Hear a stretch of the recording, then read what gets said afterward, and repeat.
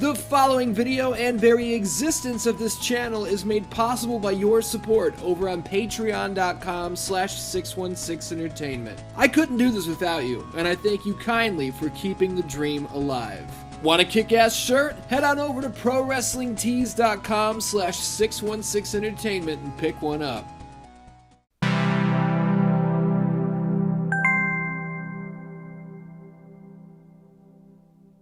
When the skies are dark enough and the fog is thick enough, you say it. You can't help yourself. It's almost like you don't even think about it. The line is coming out of your mouth before you've even processed the fact that this is probably the 200th time you verbalized this exact sentence. But try and tell me I'm lying. Open the door, walk outside, and this is what you see. Looks like Silent Hill out here. Add another tally to the list. I'll never stop saying it. I don't think I could if I tried. But that's the power of a truly special piece of art. In 1999, video game developer Konami trekked into the world of survival horror, which, at the time, was absolutely dominated by Capcom's Resident Evil franchise. Jill Valentine, Leon Kennedy, zombies, Raccoon City, the T-Virus, they were all the rage. They were synonymous with the genre. Hell, they were the very foundation the genre's mansion was built upon. How could Konami's Silent Hill possibly compete in a market that was already cornered by a single IP? Well, it's actually pretty simple, and today, I'll tell you all about it. What's up, Dan-Dans? My name is Ian. Welcome to Scream Sequence, razor-sharp reviews of your favorite creepy classics. On episode 1, we dove deep into 1988's debut of the King of the Killer Dolls, Child's Play. Today we're going to turn our attention away from the world of film and toward the digital realm of video games. Now before we begin, I do want to give a shout out to today's sponsor, Raiders Shadow Icons, who... I'm just kidding, I don't have any sponsors. You guys are the sponsor over on patreon.com/616entertainment, and for that, I thank you kindly. Now let's quit screwing around and let's dive deep into Silent Hill. I feel like one of the quickest ways to fail when jumping into an already cornered market is to enter with the wrong strategy. I'm gonna pull a quote here that wrestling fans will enjoy, as it comes from one of the most major players that industry has ever seen. Former WCW president Eric Bischoff, when asked about his game plan regarding competing with the WWF, stated that there are 3 ways to approach such a feat. You can strive to be better than the competition, worse than the competition, or different than the competition. Nobody wants to be worse than, right? And you're not going to jump into the world of professional wrestling and be better than the WWF in the early 90s, nor are you going to knock on the survival horror door and kick Resident Evil's ass, which makes better than a fool's errand. This leaves us with different than. In the mid-90s, the World Wrestling Federation was hokey, it was cartoony, it was silly. So Eric Bischoff opted to go for a more grounded, realistic approach with his company, creating the NWO. It was different than the competition, and it worked. With Silent Hill, Konami didn't eye up Capcom's franchise and go, hey, I think we could do cooler zombies than Resident Evil. Hey, you know what? I bet we could have more guns, bigger guns. With Silent Hill, Konami didn't go for zombies at all. They didn't beef up the player with super soldier characteristics who can carry 14 rocket launchers and a shoulder cannon like we're the Predator or something. Our character is a normal guy. He's as regular dad as it gets.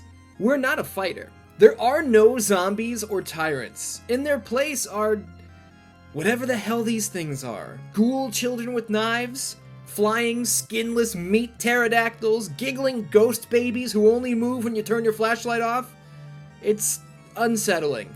Resident Evil featured intense gore and monsters that would not only chase you, but they were faster than you in some cases, and they would mutilate you in seconds if they closed the distance. Silent Hill scares aren't based in the threat of brutal violence, they're more mysterious in nature.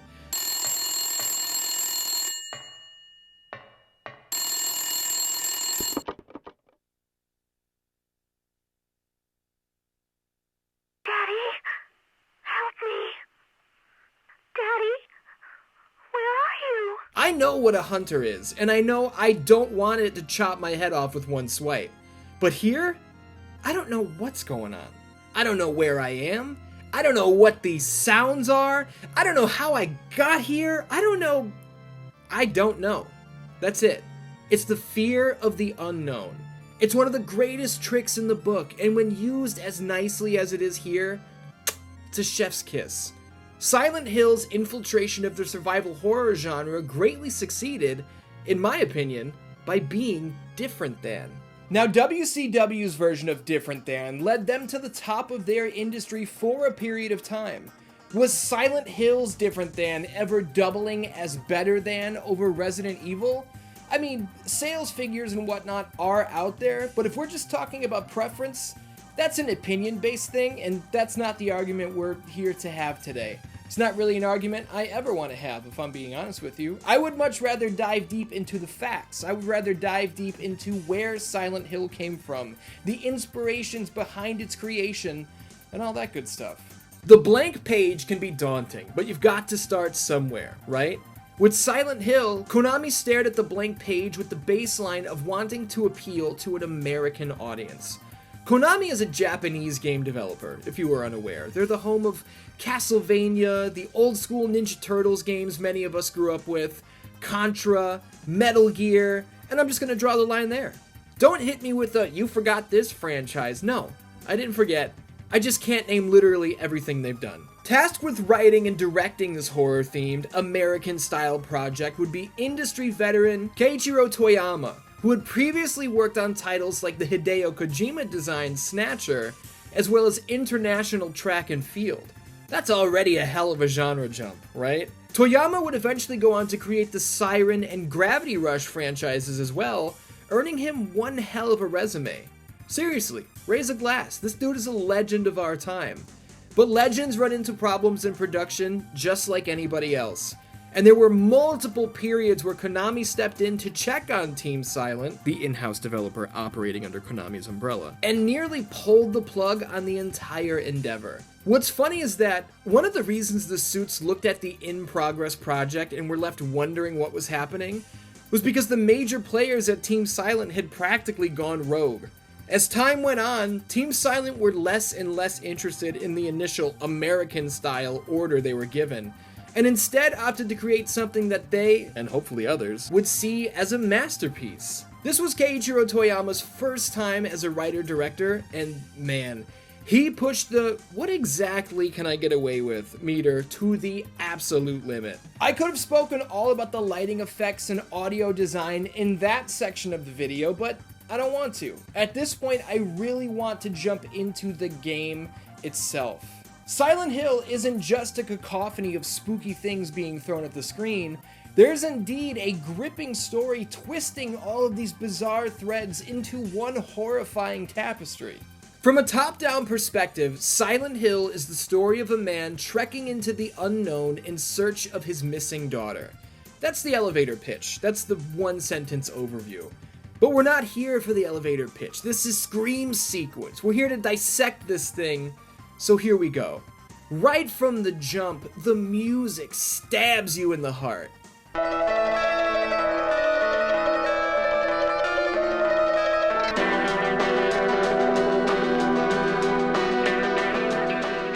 This is one of the most legendary theme songs in the history of the medium, man. I wish I could play the whole thing for you, but you know how it is with copyrights and all that. The music sets the tone so perfectly because it doesn't sound like anything you've ever heard before, especially in 1999.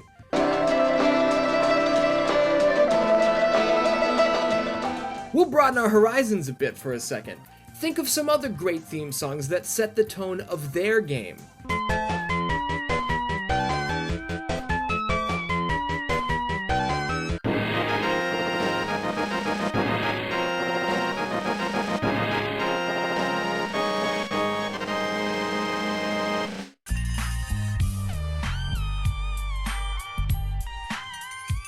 All of these, excellent.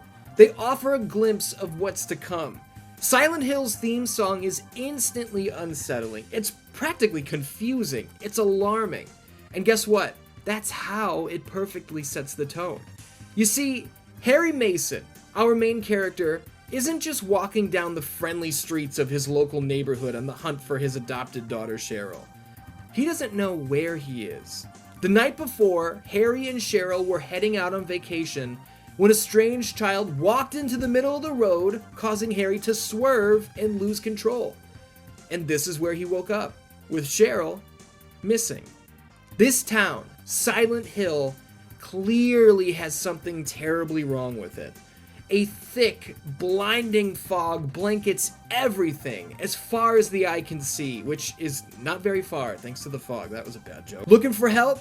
Tough luck, as there's not a single living soul to be found, though there are monsters patrolling the streets. Seeking refuge from the dangers outside, Harry stumbles into a diner where he encounters Sybil Bennett, a police officer investigating some strange activity in the town. Sybil is one of the very few other characters in this entire game. In the church, we meet Dahlia Gillespie, a woman seemingly out of her mind. Over at the hospital, there's Dr. Michael Kaufman, and finally, Lisa Garland, a nurse who is just as confused as we are. And why wouldn't she be confused? She's experiencing the same thing. She's watching the world phase back and forth between two completely different states of being. Look, when we enter the hospital, all is well. It's foggy and empty and a bit chilling, sure, but it's just a hospital. Until it isn't. We're looking for Cheryl. We're fighting through the haze. We'll tear this entire town apart to find our daughter if we have to. First floor, she's not here. She's not down in the basement, so we get the elevator running and we check the second floor. No dice. Third floor, it's locked down. There's no way. So we pop back into the elevator and... fourth floor? There is no fourth floor to this hospital. There certainly wasn't a fourth floor button a few seconds ago, but we'll take anything we can get. We have to find Cheryl, so we press the button. We hallucinate a strange vision of that child who was in the middle of the road wandering into an antique shop, and the door opens. And this floor bears no resemblance to the others. Take the stairs down to peek around a little bit and, okay, maybe our mind is playing tricks on us, right? We must have lost track of what we were doing. Let's head back to the elevator. There is no elevator up there. There is no fourth floor. The very stairway we just took down here seconds prior is now walled off. Silent Hill's environments flashing back and forth between the light and dark worlds means you never know what's coming next. Finding a handwritten note from Cheryl telling us to come find her in the school seems like a beacon of hope, right? Entering the school offers the impression that there may be a light at the end of this awful tunnel, but unfortunately, that light may as well be from an oncoming train, as this school is overflowing with what appear to be knife-wielding, ghoulish, rotting children. And if you're wondering, wait, can I fight back against these children?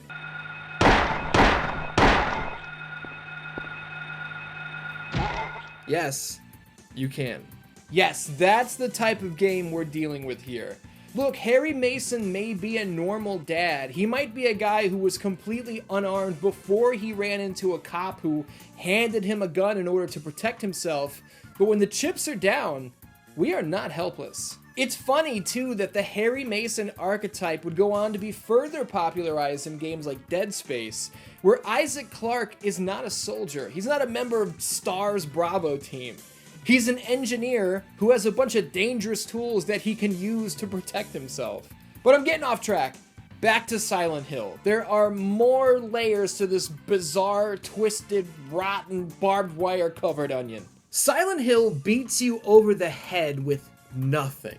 There are no characters to explain in great detail what the hell is happening. When Harry asks Sybil what she thinks the Dark World is all about, she tells him straight up, I have no idea what you're talking about.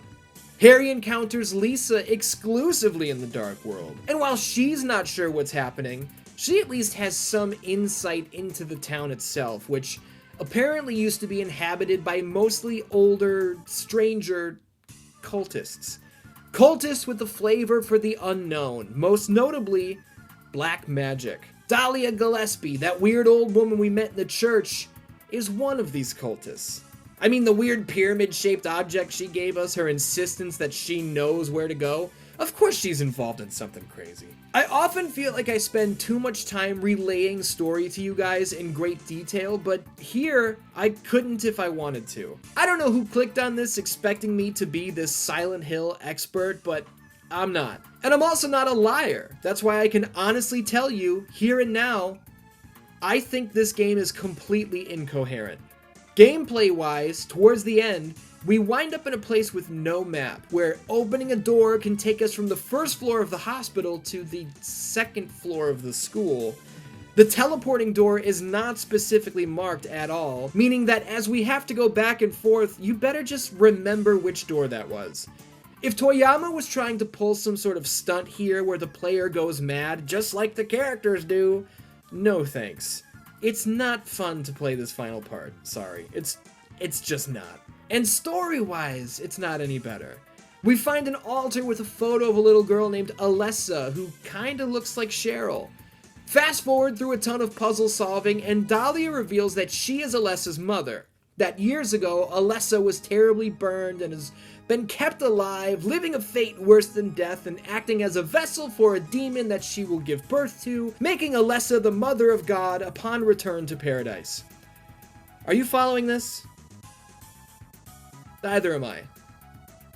Depending on which ending you get, there are 5 of them, and we'll talk about that later. You'll fight one of 2 final bosses, either Incubus, the demon spawned from Alessa, or the Incubator, the godly woman person thing in front of us. Dr. Coffin might already be dead if you didn't save him earlier in the game. Again, different endings. Lisa does die after, I guess, realizing that she's already dead or something. Guys, I'm telling you, I have no idea what the hell this game is about. But yeah, I blasted the Incubus demon out of the sky, an adult Alessa appeared, gave me a baby, Sybil and I ran out of the nowhere.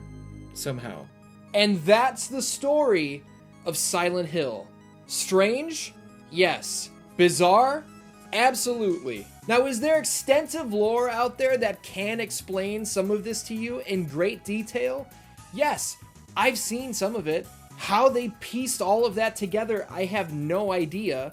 I read something about Dahlia put a curse out there that forced Cheryl subconsciously to get Harry to take them on vacation to the town so they would spring the trap. Okay. How about this?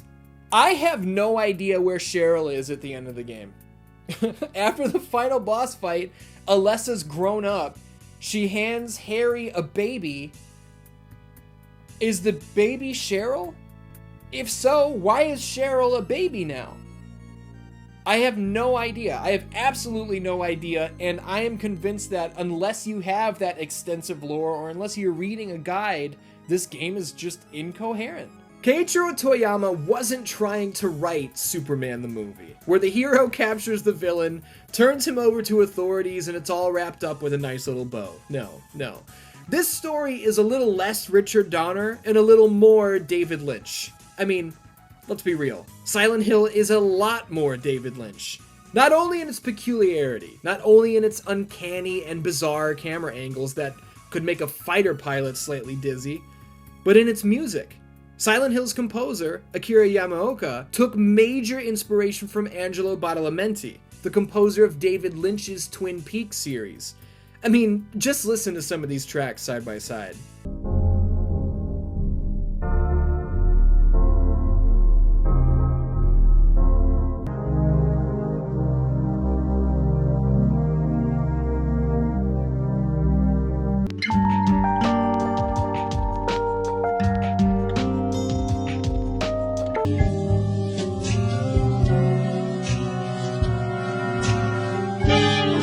Badalamenti's work on Twin Peaks was a major piece of Silent Hill's compositional puzzle, but these tracks weren't the only gears turning in Yamaoka's mechanical mind. Italian rock band Goblin famously provided the soundtrack for legendary horror director Dario Argento's 1977 film Suspiria. And I'll kiss half a man's ass if the inspiration from said soundtrack isn't clear as day.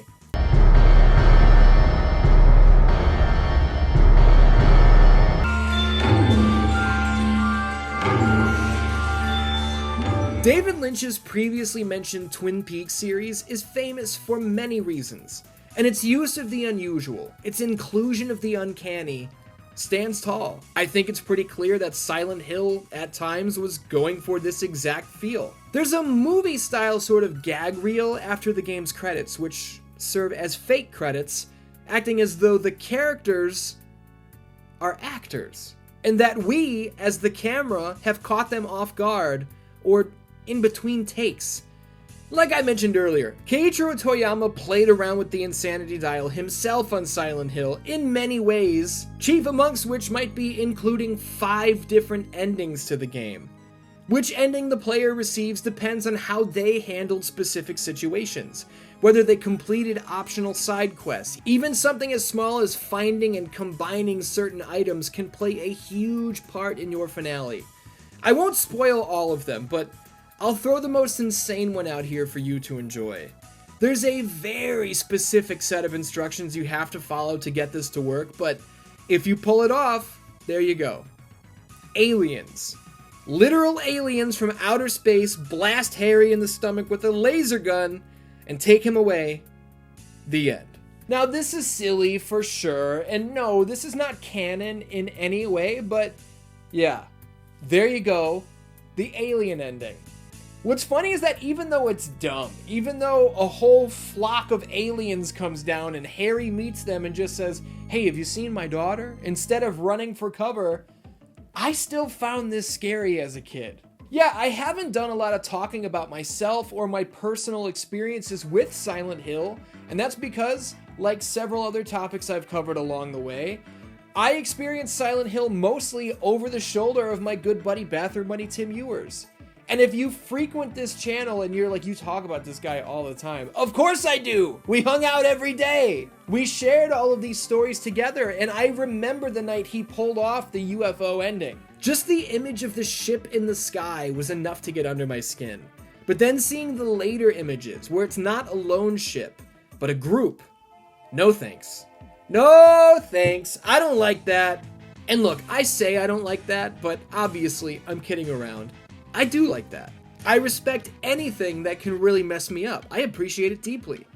But there are things about Silent Hill that I legit don't like.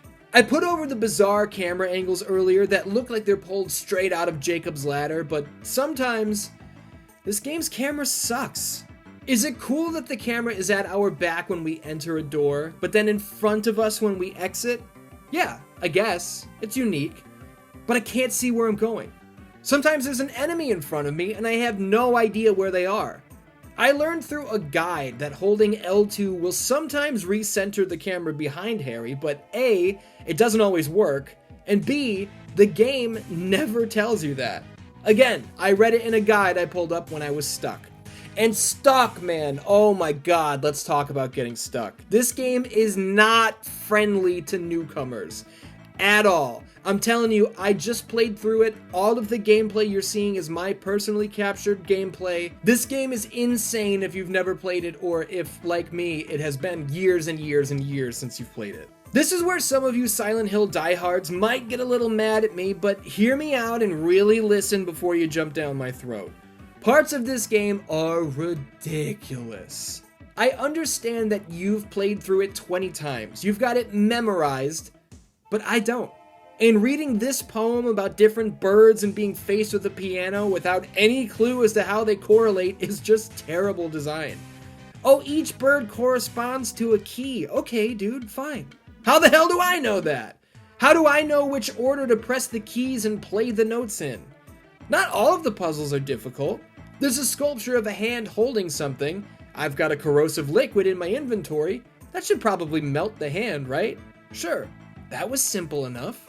But being on the roof, running water through a pipe to try and get to an out-of-reach key, only for the water to drain in the wrong spot, so then I have to use this rubber ball I found to plug the hole so that the water flows to the correct spot. It does. The key is washed down a pipe. Where did it go? I don't know! The game does nothing to tell you where that key went.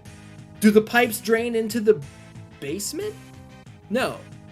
I mean, why would they? I don't know, I'm not a pipes guy. Ain't no pipes. I'll cut to the solution. The key is sitting outside of the entrance of the courtyard in the very corner, hidden behind the door and the bush in this precise location. Duh. Of course it is, right? Come on.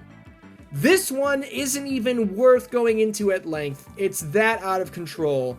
But this astrologically themed puzzle is absolutely the most obtuse, unexplained, horrible puzzle I've ever encountered in a video game. No, I did not figure it out. I looked up a guide, and I guarantee you did too. And don't you dare, actually, I didn't use a guide, me in the comments. I don't believe you. Let's just save us both some time. Let's turn the tables now. Look, it's perfectly fine and even fair to spotlight the negatives in a retrospective. I'm not here to show you a Silent Hill commercial.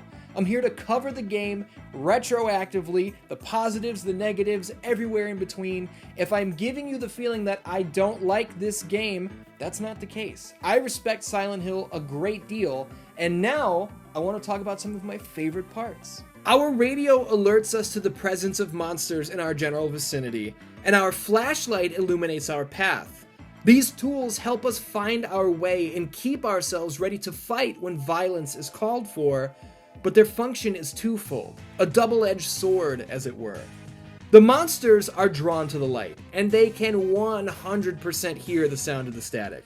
Your strategy is your call, but I'm leaving the light and radio on, thanks.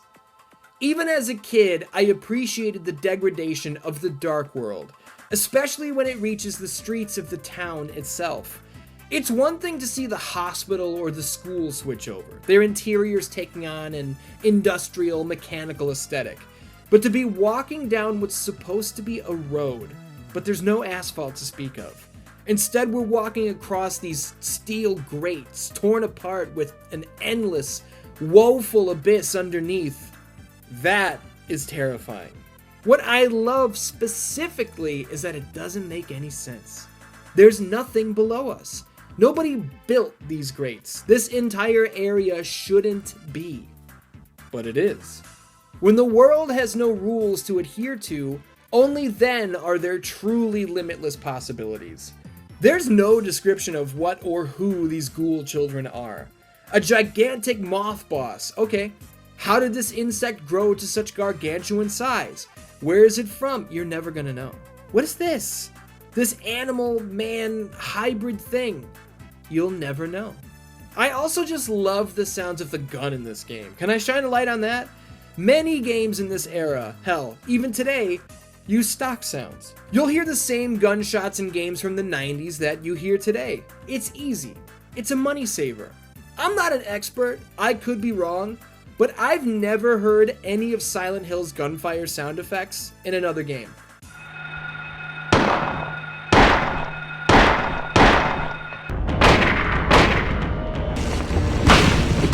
They've always felt so specific to me, and that's something I really appreciate. And one more, I kind of glossed over it earlier because trying to make sense of it is absolutely impossible. But the scene where Lisa realizes why she's experiencing this fear and this suffering, and blood pours from her every orifice, she reaches out to Harry for help, and Harry has no idea what to do, so he leaves the room and barricades the door behind him while Lisa screams from the other side. This is messed up. This is, in my opinion, the most powerful part of the game's story. Reading the diary she leaves behind reveals that Lisa was forced to care for the cursed, burned, tortured Alessa. And she's also addicted to the weird mystery drug that Dr. Kaufman is dealing through the town. In my ending, Lisa emerged from the ground and pulled Kaufman into the depths of the nowhere. Don't ask me about the drug, what it did, who was buying it, or why Lisa needed it. I have no idea. But that all happened, and it was pretty cool. Silent Hill hit store shelves on January 31st, 1999, exclusively on the Sony PlayStation, joining the survival horror genre's heaviest hitters. Resident Evil, Clock Tower, Dino Crisis, Parasite Eve, and more may have beaten Konami's debuting IP to release, but much like the game's uncontrollable, cursed, dual world, Silent Hill could not be denied, selling more than 2 million copies at retail. Across the following 24 years, Silent Hill would expand ever outward, with myriad sequels and spin-offs, all of varying degrees of quality, as well as 2 live-action, theatrically released films. After an extended period of silence, a period diehards feared may be the end of the series, Konami has recently announced plans for Silent Hill to continue forth. Not with a lone game, no, but like 5 games, all announced at the same time. And another movie. One of the games is a remake. Not of Silent Hill, no way, silly, it's a remake of Silent Hill 2. I don't know what to expect from all this, to be honest. With an assortment of less than stellar offerings in the catalog, I do wish Konami would simply focus on creating something truly special, but they appear to be throwing everything at the wall and hoping something sticks. Whether something does or not remains to be seen, but what we know for sure is this. 1999's Silent Hill, where it all began, is immortal, etched forever into the annals of not only survival horror history, but gaming history. And this is where I get to share something really, really cool with you guys. If you were unaware, Silent Hill on the PS1 is very valuable nowadays. A complete copy, not a sealed copy, just a complete copy. Case, disc, manual, that's gonna run you about $200 these days. Over the last several years, ever since I did the history of Resident Evil, really, I've been getting hundreds of comments saying you should do the history of Silent Hill. You should do retrospectives on Silent Hill. There were 2 problems with that. Number 1, I don't know Silent Hill nearly as well as I know Resident Evil. And number 2, I don't own the Silent Hill games. That's where Mr. Beef comes in. Now, is that a hilarious name? Yes. But Mr. Beef is a Patreon supporter of mine, has been for a long time, and he hit me with a DM over on the Discord ski. And he sent me this DM saying, hey, I've heard you talking about Silent Hill. I heard you say you want to cover Silent Hill. I have Silent Hill. Let me send it to you. And I responded back to Mr. Beef and I said, absolutely not. Silent Hill is a very valuable game. If you want to get rid of it, put it on eBay. Make some money. Don't give that away. What are you nuts? Mr. Beef insisted if I don't take it, it's just going to sit in a box in his attic and collect dust. And so I messaged him back and I was like, I guess I would be an asshole if I turned you down. All right, go ahead. You can send it. I'll you know what? I'll do something with it. That's how I'll justify me accepting this from you. So Mr. Beef doesn't just send me Silent Hill. I opened the box and it also contains Fear Effect and Silent Hill 2.